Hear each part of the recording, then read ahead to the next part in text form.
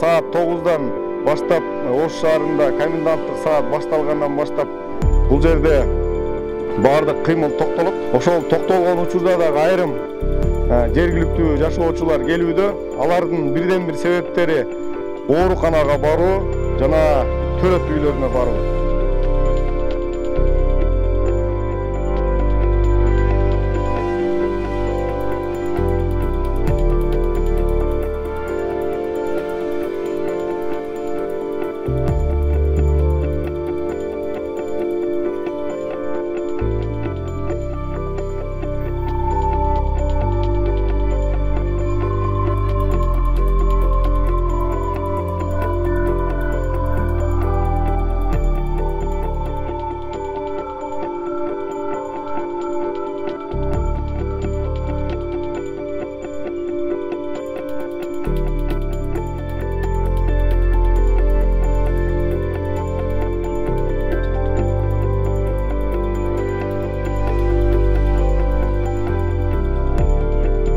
Ушул калктын саламаттыгын сактоо үчүн биздин аскер бөлүк 24 саат бою акыркы ушул илдетти жеңүүгө чейин кызмат өтөйт деп ишендиребиз.